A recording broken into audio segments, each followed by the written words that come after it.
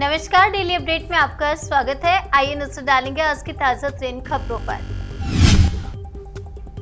SCO सम्मेलन के लिए उज्बेकिस्तान जाएंगे पीएम मोदी एससीओ परिषद के राष्ट्र प्रमुखों की होने वाली 22वीं बैठक में भाग लेने के लिए उज्बेकिस्तान के राष्ट्रपति के निमंत्रण पर ये दौरा करेंगे। अजरबैजान और आर्मेनिया में भीषण सीमा संघर्ष, दोनों देशों के 100 सैनिक मारे गए। सोमवार आधी रात के बाद अजरबैजानी फौजों ने तोपखाने और ड्रोन का इस्तेमाल करते हुए उसके इलाके में एक साथ कई जगहों पर हमला कर दिया, जिसका उसने भी जवाब दिया।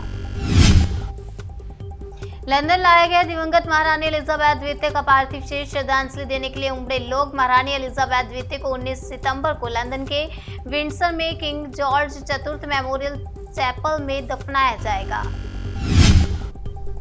गिरफ्तारी की मांग, तालिबान सरकार को चिट्ठी। एससीओ सम्मेलन से पहले जैश सरगना मसूद अजहर पर पाक की नई पैंतरेबाजी।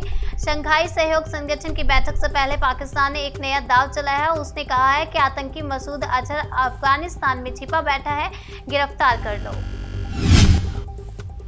ट्विटर के शेयर होल्डर्स ने एलन मस्क की बाय आउट डील को दी हरी झंडी। ट्विटर के शेयर होल्डर्स ने एलन मस्क की $40 अरब की बाय आउट डील को मंजूरी दी। 61 साल के भारतीय मूल के शख्स को 6 हफ्ते की जेल चुराई थी कोल्ड-ड्रिंक की 3 कैन। जसविंदर सिंह ने फ्रिज से SGD3 के 3 कोका कोला के डिब्बे चुराए थे, जिसमें से 2 डिब्बे मिनी मार्ट को लुटा दिए गए। गोवा कांग्रेस में टूट के बाद बीजेपी पर निकला जयराम रमेशा का गुस्सा। बोले, इस पैंतरेबाजी से हम आएंगे बाहर। गोवा कांग्रेस के 8 विधायकों का बीजेपी होने पर कांग्रेस नेता जयराम रमेश ने कहा कि बीजेपी भारत जोड़ो यात्रा की सफलता से डर गई। अहमदाबाद में दर्दनाक हादसा, 7वीं मंजिल से लिफ्ट गिरी, 7 मजदूरों की मौत। अहमदाबाद में एक निर्माणाधीन इमारत में लिफ्ट गिर गई। इस घटना में 7 मजदूर घायल हो गए, तो वहीं 2 मजदूरों को अधिक चोटें आई हैं। घायल मजदूरों में एक की हालत बेहद गंभीर। बीजेपी हर राज्य में विधायकों को खरीद रही, ये पैसा कहां से आ रहा? सीएम अरविंद केजरीवाल का बीजेपी पर हमला। दिल्ली के सीएम अरविंद केजरीवाल ने एक बार फिर बीजेपी पर करारा हमला करते हुए ऑपरेशन लोटस का जिक्र किया। विधायकों की खरीद फरोख्त की बात। 75,000 मवेशियों ने लंपी रोग से तोड़ा दम। स्वास्थ्य मंत्री ने कहा, बीमारी से निपटने के लिए शोध जरूरी। स्वास्थ्य मंत्री ने कहा कि डेयरी उद्योग की सफलता पशुओं के स्वास्थ्य पर ही निर्भर करती है। कोरोना संक्रमण के मामलों में आज फिर इजाफा, 5,108 नए मामले आए सामने। एक्टिव केस में आई कमी। स्वास्थ्य मंत्रालय के आंकड़ों के मुताबिक एक्टिव केस में कमी दर्ज की गई है। देश में कोविड-19 के कुल सक्रिय मामले घटकर 45,749 हो गए।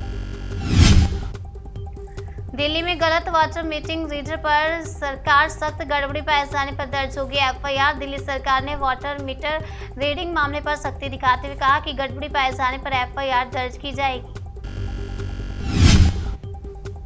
दिल्ली में बंदरों को 4,000 रुपए में बेचने की कोशिश, पुलिस ने किया 3 को गिरफ्तार। दिल्ली पुलिस ने रिसस बंदरों को कथित तौर पर पकड़कर उसे बेचने के आरोप में 3 लोगों को गिरफ्तार किया। आरोपी ने सोशल मीडिया पर बंदर को लेकर तरह तरह के विज्ञापन दिए थे।